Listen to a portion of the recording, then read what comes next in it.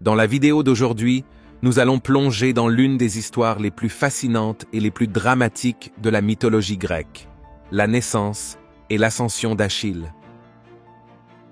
De l'union du roi mortel Pélée et de la déesse de la mer Thétis, à la formation d'Achille sous la direction du sage centaure Chiron, et enfin à son rôle de héros de Troie, ce conte est rempli de prophéties, de gloire et de tragédies.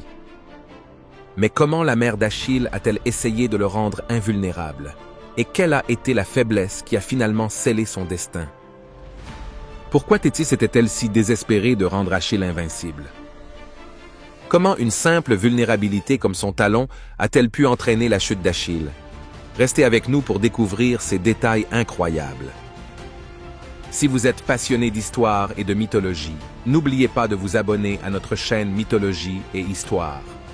Laissez un j'aime si vous aimez ce genre de contenu et cliquez sur l'icône en forme de cloche pour ne jamais manquer de nouvelles vidéos. Pélée, le roi mortel des Myrmidons, a été choisi par Zeus et Poséidon pour épouser la Néréide Thétis, une déesse de la mer connue pour sa beauté et sa sagesse inégalée. Les deux dieux désiraient autrefois Thétis, mais une prophétie prédisait que son fils serait plus grand que son père. Pour éviter d'être renversé par une progéniture potentielle, Zeus a fait en sorte que Thétis épouse un mortel. Pélée, favorisé par les dieux pour son courage et son leadership, fut choisi comme époux. Thétis, cependant, n'était pas désireuse d'épouser un mortel. Lorsque Pélée s'est approché d'elle pour la première fois, elle a résisté, utilisant ses pouvoirs divins pour se transformer en diverses formes, feu, eau et bêtes sauvages, pour échapper à son emprise. Déterminé à gagner sa main, Pélée demanda conseil au sage centaure Chiron, qui lui expliqua comment maîtriser Thétis, malgré ses capacités de changement de forme. Suivant les conseils de Chiron, Pélée attendit que Thétis se transforme, puis la serra fermement dans ses bras, refusant de la lâcher jusqu'à ce qu'elle revienne à sa forme naturelle. Une fois que Pélée eut prouvé sa détermination, Thétis céda et les deux se marièrent lors d'une grande cérémonie sur le mont Pélion. Au mariage ont assisté des dieux et des déesses de toute la Grèce antique, dont Zeus, Héra et Poséidon. La cérémonie symbolisait l'union des mondes mortels et divins, et de cette union naîtrait le héros Achille. Cependant, tous les dieux n'étaient pas satisfaits. Éris, la déesse de la discorde, n'a pas été invitée au mariage, un affront qui aurait des conséquences désastreuses dans le futur, menant finalement à la guerre de Troie. Ce mariage de Pélée et de Thétis restera à jamais gravé dans la mythologie grecque, car il prépara la naissance de l'un des plus grands héros grecs, Achille, qui deviendra le héros de Troie. La naissance d'Achille était entourée d'une puissante prophétie. Thétis, la Néréide, savait que son fils deviendrait un grand héros grec, mais aussi qu'il était destiné à une mort prématurée. Craignant pour sa sécurité, Thétis chercha à le rendre invulnérable. Pour y parvenir, elle emmena Achille au fleuve Styx, le fleuve sacré des enfers connu dans la mythologie grecque, pour conférer l'invulnérabilité à ceux qui étaient submergés dans ses eaux. Thétis tenait son fils en bas âge par le talon et le plongea dans le fleuve Styx, laissant chaque partie de son corps protégée à l'exception du talon par lequel elle le tenait. Cette vulnérabilité, appelée plus tard le talon d'Achille, deviendra sa seule faiblesse.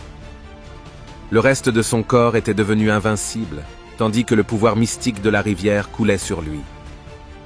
Pélée, roi des Myrmidons, et Thétis espéraient tous deux que cela assurerait la survie d'Achille au combat, en particulier compte tenu de la prophétie qui prédisait son implication dans la guerre de Troie.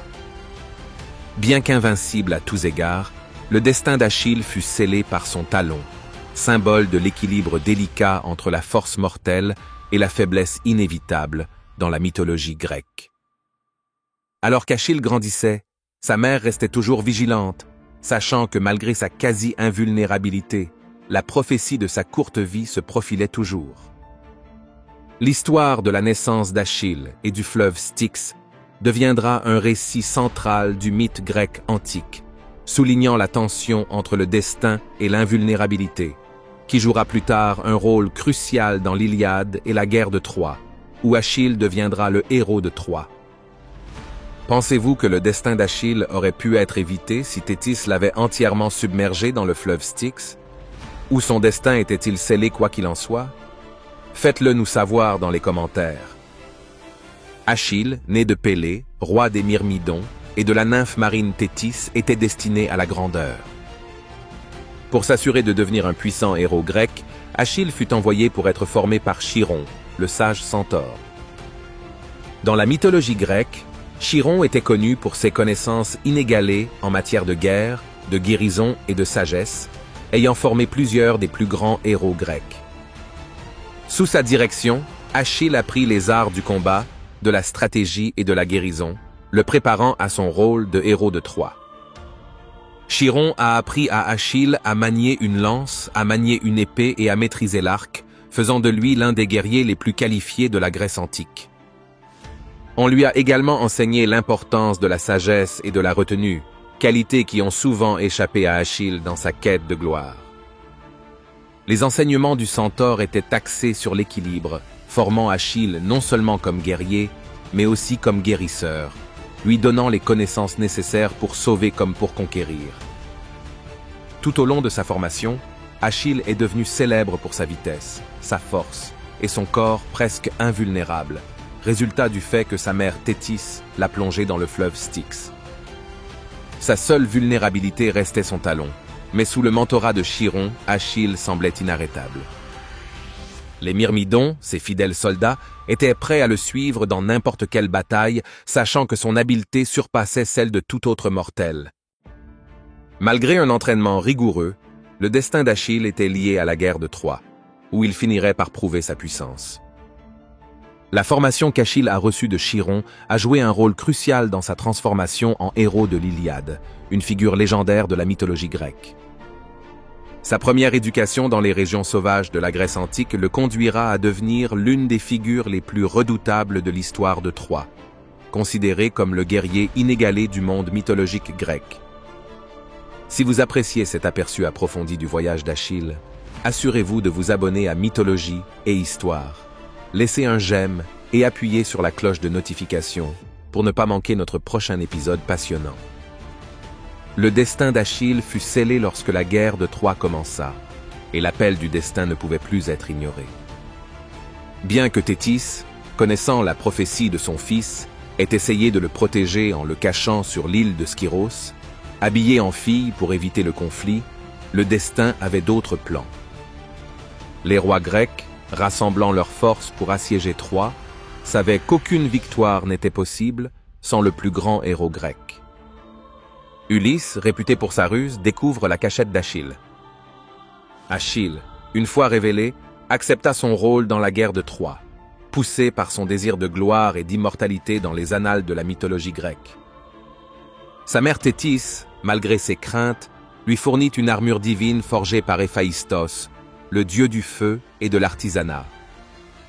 Cette armure, presque aussi invincible qu'Achille lui-même, deviendra l'un des symboles les plus emblématiques de la légende du héros.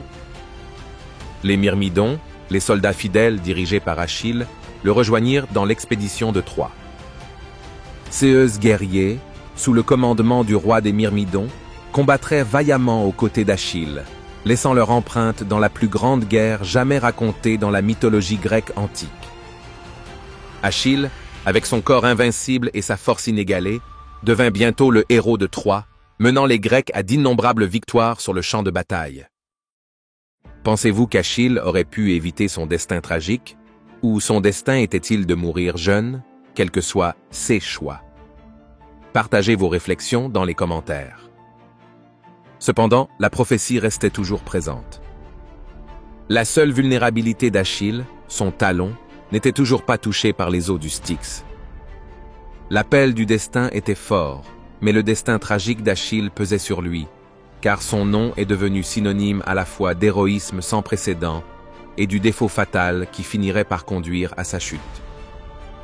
Alors que les Grecs menaient la guerre contre Troie, la légende d'Achille grandissait, consolidant sa place dans les histoires de la Grèce antique et dans l'Iliade, le récit épique des héros, des dieux et du conflit entre le destin et la gloire. Merci d'avoir regardé cette vidéo du Mythologie et Histoire. À la prochaine.